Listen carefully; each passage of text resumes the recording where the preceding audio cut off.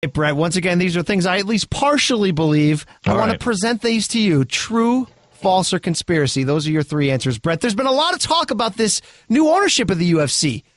Came over UFC 200 weekend, purchased the company in last July, $4 billion, Brett.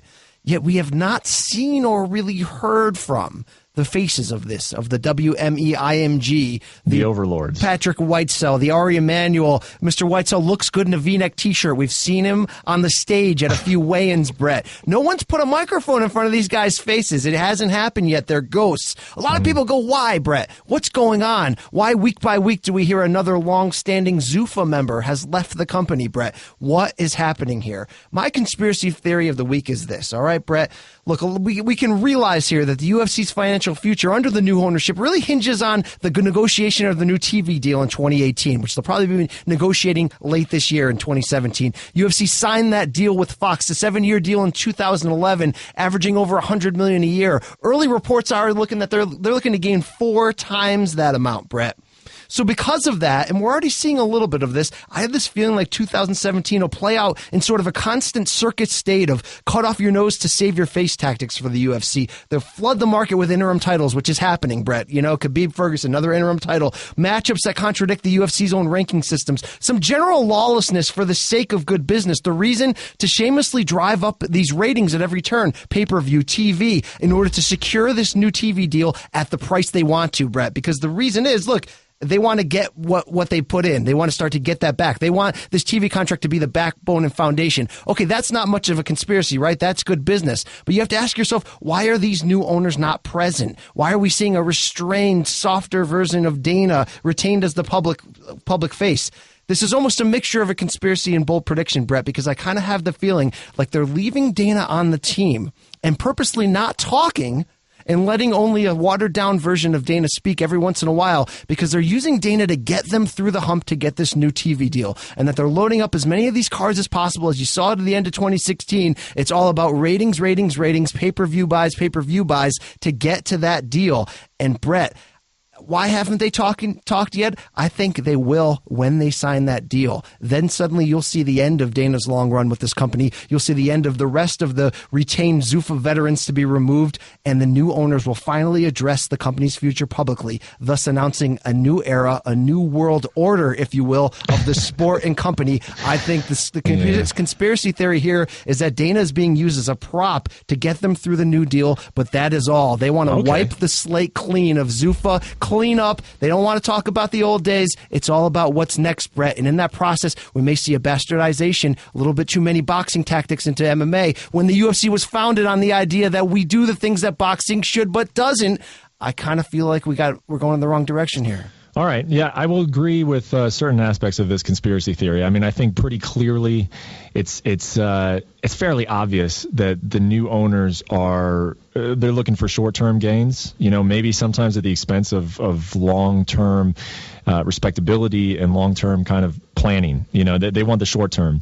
We saw with Lorenzo Fertitta, the former owner of the UFC, that he was the same ways in some regards. You know, they would make some short-sighted decisions, I feel like, just in order to prop up a pay-per-view. But by and large, you know, Lorenzo had his eye on the future. That was his way of business. I think, you know, just based on this business deal and the amount of money that WME IMG has sunk into it and its investors, that it needs to start, you know, raking in some cash very quickly. So I agree with you that we are not going to see a swift end to this interim title reign that is falling down upon us. I think that is going to continue, and that, you know, to use your words, they're going to be, you know, what did you say? Smiting. How does the saying go? Cut off your nose to save your face. There you go. Cutting off the nose to save the face. I think that we will see some of those situations that hardcore fans are going to be unhappy with. As far as Dana White goes, you know, I think that the owners are going to talk sooner than you suggest. I think that they're going to talk this year. I don't think they're going to stay silent for the entire 2017. You know, it's my understanding that they didn't want to come out and do a lot of media, because what are they really going to say? You know, they bought this thing. They're going to be asked a lot of super specific questions,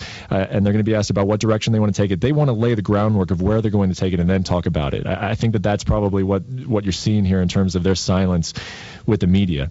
For White, I agree that, you know, we've already seen it, that he's been pulled off of these media scrums, and he's not really talking and showing his hand a whole lot, and I think that will continue. For him to just disappear and be gone, I don't know if that's what WME IMG wants either, because this is a star-starved sport, Brian, and so you want as many stars as possible pushing your narrative and getting in the headlines. And Dana White has always been the UFC's biggest star. He's a bigger star than Georges St. Pierre. He's rivals Conor McGregor. I mean, he's the only guy he's the only one who's not going to get in a fight with you. He's not going to get injured and pull out of a pay-per-view. He's always there. So I agree with you that he's going to be pulled back and it's going to be a different brand of Dana White than what we're used to. But I think that the company would be more than happy to keep him around because he drives them in a lot of ways. Very convenient. What? What does that even mean? All right, moving on, Brett, to bold predictions. Are you ready for bold predictions? Very convenient. Brett, hit us with your bold prediction this week. I got one for you, yeah, and it does pertain to this week.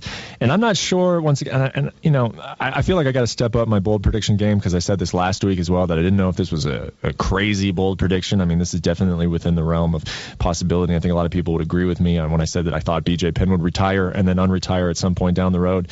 I stick to that bold prediction, by the way. But this week, I am going to say that Tito Ortiz is going to give Chael Sonnen a real good fight. And I think that a lot of people are just sort of counting Tito out because he's Tito, and I can understand why. I mean, the guy has been through about 1 million surgeries at this point. He's talking about it as his last fight. He himself was on this podcast earlier and said that his goal on Saturday was to survive. I thought that was a very interesting quote. That was the first thing that came out of his mouth, is that he was going to survive on Saturday. Then he went on, of course, to say that he was going to smash Chael. But I think people are counting him out because, Chael has been, he is the fan favorite. He's younger, which of course does mean something. He's not a whole lot younger, though, and I just think that the size difference here, Chael is always a guy who needs to get the fight on the ground. His boxing is passable for sure. But he still relies heavily on the ability to take his opponent down and control him on the ground. Tito Ortiz is a big guy, man. I don't think people sometimes realize how big Tito is. When you stand next to him, he's a full-size light heavyweight. So my prediction is that Tito Ortiz is going to give Chael Sonnen all he can handle.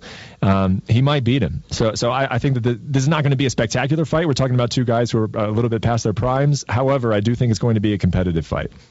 Wow, Brett. This is a bold prediction, Brett. This is because I don't know if I would have been secure with you even saying that before today, but after hearing that interview with Tito and talking about being really honest with us, talking about already feeling the effects of concussion syndrome, already talking about this is definitely my last fight no matter what, it did kind of sound like to me like he's got more than one foot out the door. Like, he knows this is the end. If I had one other follow-up question for him, it would have been, why are you even fighting this one, Brett?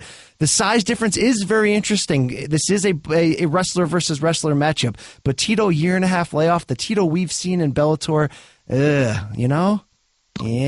I don't disagree with you, but what Chael Sonnen have we seen? We haven't seen Chael Sonnen for the last 2 years.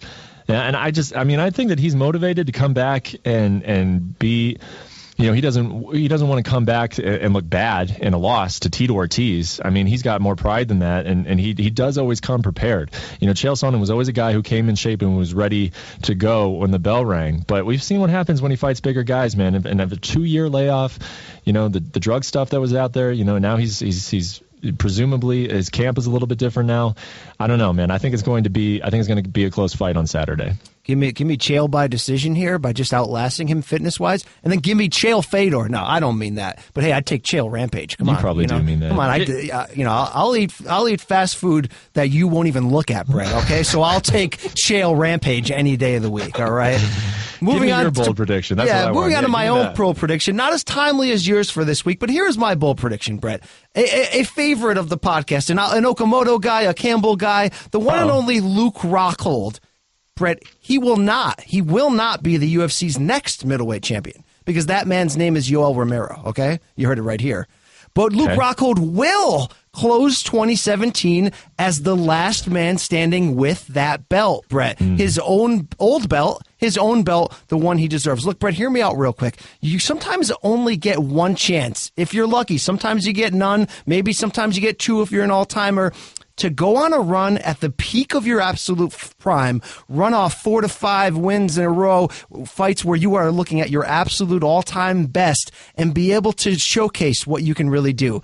Unfortunately, Luke's had two situations where that should have happened and it's been halted with losses, knockout losses, devastating losses, yet both losses have had an either fluke or asterisk-laden nature associated with them. Look, he fought the monster, the comic book superhero that is 2013 Mohawk TRT Vitor Belfort, a creature from another planet. Pulled off a move on him that you can't even pull off in a video game, Brett. It was the quickest fast twitch, Barry Bonds hitting 73 home runs in a year, that move that you've ever seen in one time.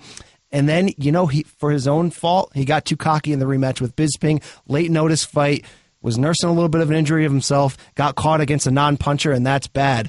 But Brett, I think there's that window left for him to really put it together on the highest level. I was ready to write, Brett, if he was going to beat Bisping. We had a lot of talks about this. UFC 199, June 4th of 2016, that, hey, dudes, when Luke mops up on old Biz here, you're going to make a case that this guy, outside shot, outside case, your pound-for-pound best fighter in the world, all right? Yeah. The lefty, the pinpoint strikes, those kicks, Brett. He comes back. It's going to be the most important, most impressive win of his career to get over a Yoel Romero who will just plow right through Bisping. But he's going to do that, Brett. He's going to come on this podcast, probably shirtless, probably from a beach, with that belt over his shoulder later this year. And I will look in your eyes, Brett, and I will say, I told you so. Yeah. I mean, I think that this is the basis of this bold prediction, because you still have your column written about Luke Rockhold being a pound-for-pound great, and it's saved somewhere on your desktop, Brian. No, it's written in my mind, Brett. All right, it's written in my mind. You take it out, you make little edits here and there, and you just have that thing ready to publish as soon as Luke Rockhold reclaims the top spot. That's what it is. That's why he's your guy. Come on, he's too good. He's too good to not have his moment in the sun here, Brett. No, I agree. And you bring up absolutely outstanding points. I mean, the losses that he's suffered in the UFC, Mohawked TRT in Brazil, Vitor Belfort is a figure of all of our nightmares. Okay.